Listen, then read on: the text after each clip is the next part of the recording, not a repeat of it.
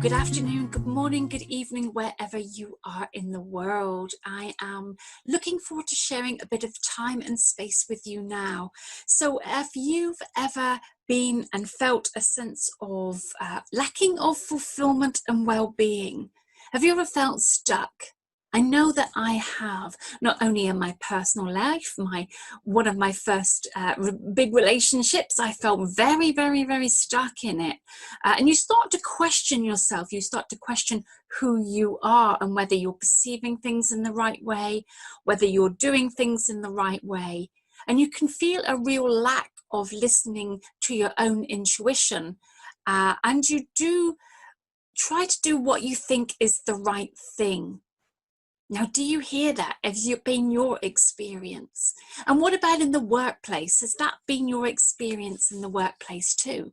I know it has been my experience where I have done things because I felt that I should be doing them. I pushed myself because I thought I should be at a higher level within the corporate world, that I went for jobs that maybe didn't really float my boat. Well, to be honest, they didn't float my boat. But I went for them anyway because I felt that was what was expected. And we push ourselves, and then we find things can feel difficult. We're wanting to get, we don't necessarily feel abundant. And we certainly don't feel an abundance of fulfillment.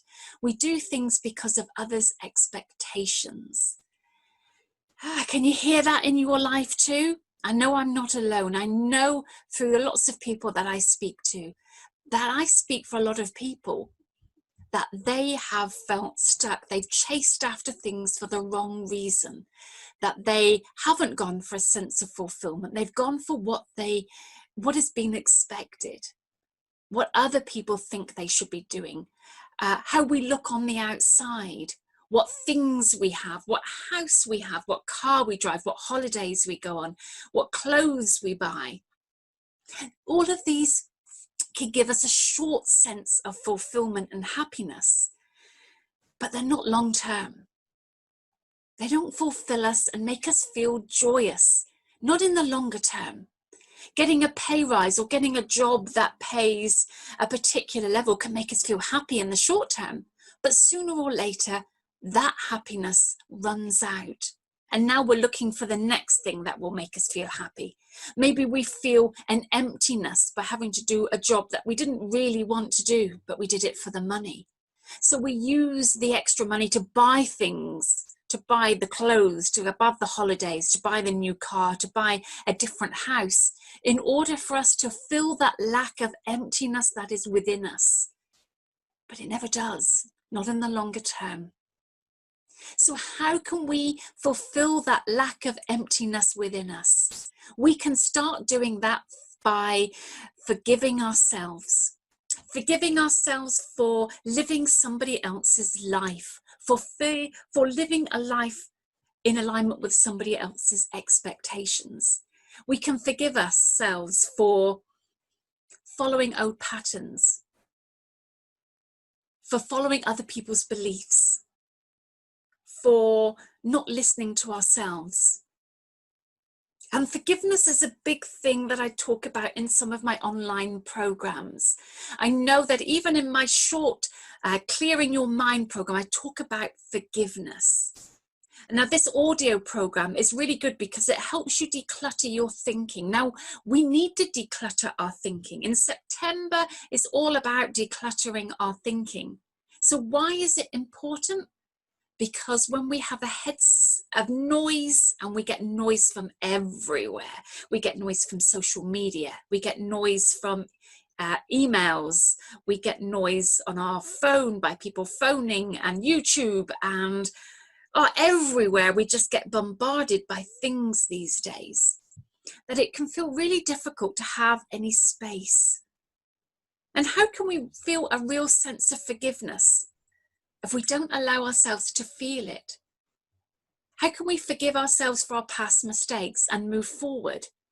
Because if we're not giving ourselves the space to understand who we are, what our truth is, to gain a sense of self-realisation, then how do we know where to go to, what our next steps are?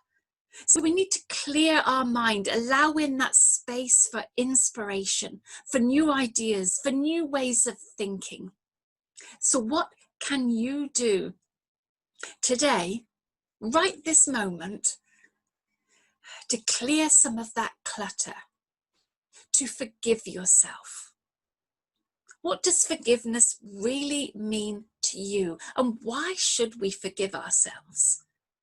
You see, if we're not really living our truth, we're not flourishing. We're not being the gift to the world that we really are. I believe that we're here for a purpose. I believe we're here to share our gifts with the world.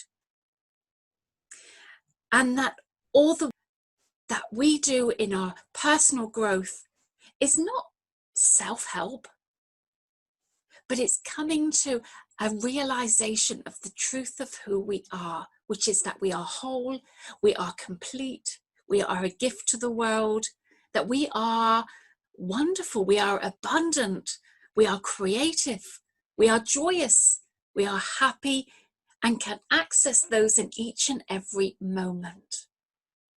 So forgiveness comes from a place of letting go of what we believe we have to do, we've got to do, we should do. All those things that we did do and we wish we hadn't.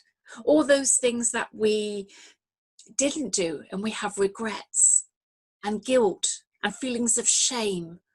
All these things that go on within us are continuous until we let them go, and we can learn to forgive. This is part of spiritual intelligence. Now, we learn our IQ when we're at school, we learn intellectual intelligence, and we may even learn a bit of emotional intelligence. And I know that is some of the work that I do, understanding your emotions. What do they mean? What can we learn from them, and how can we change? But the one thing so many people don't look at is spiritual intelligence. Who am I? What is my purpose? Feeling a sense of fulfillment, living your truth, self-realization, being happy, forgiveness is all part of spiritual intelligence. Feeling centered, feeling happy, trusting yourself, trusting life, listening to yourself for the right next steps, and taking self-care, loving yourself back into alignment, releasing the need to criticize, to judge, and living the truth of who we are. And that is the wonderful, great unfolding, the truth of who we are. It sounds so easy, but when we have layers of other people's truths, how do we come back to finding out who we really are and what we really have to offer the world? Well, that's why people work with somebody like myself, or one of my coaching programs, or even my membership, by learning how to change that inner dialogue, by forgiving ourselves. Forgiveness is a wonderful practice, and you may need to do it over several times, many times, forgiving others. And that's not to condone somebody else's behavior, but it's because you don't want to carry that anymore. When we feel angry at somebody else, we are the one feeling that anger. When we feel irritated by somebody else, it is us feeling that irritation. And holding these negative emotions in our body really doesn't do us any good at all. So are you willing to let that go? Are you willing to forgive? Are you willing to forgive yourself? Are you willing to forgive other people? If you are, that's fantastic. If you want to learn more about how you can forgive, then pop over to my website, whyfollowtheherd.com, and check out my programs. Now, I have a different array of programs, but if you really want to learn more about yourself on a deeper level, you can go in for my membership, and then you get access to all my programs, and you can go over them as many times as you like, as long as you keep the membership. And that is a wonderful way to really get a good understanding of who you are, who you truly are, who you can become, and how you can share that wonderfulness of who you are with the world. For the world needs you to shine the truth of who you are. The world would be a different place if you weren't here. And it is almost our duty to feel fulfilled, to live that sense and feel that sense of well-being and purpose. Follow that bliss. That's what Joseph Campbell said. Follow your bliss. And there can't be any better words than that. I'll see you next week. Have a wonderful week of following your bliss.